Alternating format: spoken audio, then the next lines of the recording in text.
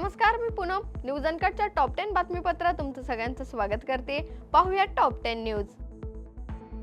केंद्रीय गृहमंत्री अमित शहा यांनी काल प्रतिपादन केलंय की पंतप्रधान नरेंद्र मोदी छत्रपती शिवाजी महाराजांचा स्वराज्य, स्वधर्म आणि स्वभाषाचा संघर्ष पुढे नेत आहेत. छत्रपती शिवाजी महाराजांच्या 345व्या पुण्यतिथीनिमित्त महाराष्ट्रातील रायगड येथील किल्ल्यावर आयोजित कार्यक्रमात शहा यांनी भाषण केलंय. अमित शहा यांनी शिवाजी महाराजांच्या शेवटचा संदेश असा होता की स्वराज्यासाठीचा संघर्ष, स्वधर्माचा आदर आणि स्वभाषेचं अमरत्व कधीही थांबू नये यावर भर दिलाय. केंद्रीय गृहमंत्री अमित शहा यांनी काल रायगडमधील दौऱ्यावेळी भाजपचे मित्रपक्ष असलेल्या शिंदे सेना आणि अजित पवार गटातील रुसे फुगवे दिसून आलेत. आपल्या आधी उपमुख्यमंत्री एकनाथ शिंदे यांना भाषणाची संधी देऊन नाराजी दूर करण्याचा प्रयत्न मुख्यमंत्री देवेंद्र फडणवीस यांनी केला असून मात्र फडणवीस यांना भाषणासाठी संचालनकर्त्यांनी आमंत्रण केलं तेव्हा फडणवीस यांनी आधी शिंदे यांना भाषण करू द्या असं सांगत संचालकर्त्यांना सांगितलंय. तारळी धरणावरील अपूर्ण उपसा जलसिंचन योजनांची कामं मे महिन्यापर्यंत पूर्ण करावीत, तसेच चोरीस गेलेल्या ठिकाणी नवीन ट्रान्सफॉर्मर बसवावेत. शेतकऱ्यांच्या मागणीनुसार उपसा सिंचन योजनेतून शेतीला पाणी द्यावं असे निर्देश पालकमंत्री शंभूराजे देसाई यांनी केले. पालकमंत्री देसाई यांनी तारळी धरणावरील उपसा सिंचन व मोरणा धरणाअंतर्गत सुरू बंदिस्त जलवाहिन्यांच्या कामांचा आढावा घेतलाय. यावेळी ते बोलत होते. प्रस्तावित शक्तीपीठ महामार्ग राजकारणी, कंत्राटदार आणि नोकरशहा यांनी केलेला मोठा घोटाळा आणि सार्वजनिक पैशाची लूट असल्याची टीका स्वाभिमानी शेतकरी संघटनेचे नेते राजू शेट्टी यांनी केली आहे. शक्तीपीठ महामार्ग हा विकासाचा उपक्रम नाही तर स्वार्थासाठी चालवलेला उपक्रम आहे. सामान्य लोक आणि शेतकऱ्यांच्या किमतीवर काही निवडक लोकांना फायदा व्हावा यासाठी हा प्रकल्प आखला असल्याचं राजू शेट्टी यांनी सांगितलंय. शालार्थ प्रणालीमध्ये 580 अपात्र शिक्षक, शिक्षकेतर कर्मचाऱ्यांची नावं सामील करत नागपूर विभागात 100 कोटींच्या शासकीय निधीचा अपहार करण्यात आलाय.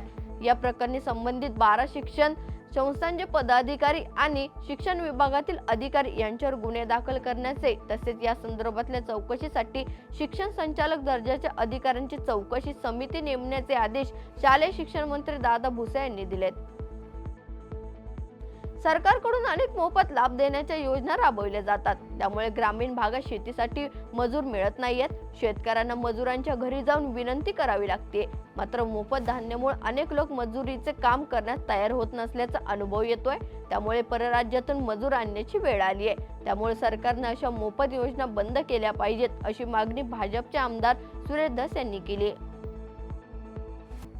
काल मध्य प्रदेशमधील गुना येथे हनुमान जयंतीच्या मिरवणुकीत दगडफेक झाल्यानंतर सुरक्षा व्यवस्था वाढवण्यात आली आहे असं अधिकाऱ्यांनी काल सांगितलंय. ही घटना संध्याकाळी 7:30 वाजताच्या सुमारास घडली असून त्यानंतर अधिकाऱ्यांनी परिस्थिती नियंत्रणात आणण्यासाठी तातडीने हालचाली केल्यात असं त्यांनी सांगितलंय. अमेरिकेचे राष्ट्राध्यक्ष डोनाल्ड ट्रम्प यांनी टॅरिफ प्रकरणात पुन्हा एकदा घुमजाव केलाय. परंतु आता अमेरिकेने इलेक्ट्रॉनिक साहित्य म्हणजे स्मार्टफोन, लॅपटॉप आणि चिप्सला टॅरिफच्या कॅटेगरीतून बाहेर काढलंय. म्हणजेच आता या साहित्यावर अमेरिकेच्या वतीनं रेसिप्रोकल टॅरिफ लावलं जाणार नाहीये. अमेरिकेच्या या निर्णयानं ॲपल, सॅमसंग यांसारख्या कंपन्यांना फायदा होणार आहे. काल युक्रेनवर झालेल्या रशियन क्षेपणास्त्र हल्ल्यात कुसुम या भारतीय औषध कंपनीच्या गोदामाला आग लागली होती. भारतातील युक्रेनियन दूतावासाने आरोप केलाय की रशियाने युक्रेनमधील भारतीय गोदामांना जाणून बुजून लक्ष्य केलंय. पुण्यातील राजगुरू नगरीतून बेपत्ता झालेल्या अल्पवयीन मुलीची हत्या झाल्याची धक्कादायक घटना समोर आली आहे. महाविद्यालयात जाते असं सांगून गेलेली तरुणी कालपासून बेपत्ता होती. मात्र आज तिचा मृतदेह भीमा नदी पात्रात सापडल्यानं मोठी खळबळ उडाली आहे. महाविद्यालयातून ही तरुणी एका तरुणासोबत दुचाकीवरून गेल्याचं सीसीटीव्ही फुटेजमध्ये सापडल्यानं तरुणीचा खून झाल्याचा पोलीस तपासात उघड झालंय. या बातमीसह टॉप 10 बातमीपत्रात इथेच थांबूयात. पाहत राहा न्यूज अनकट.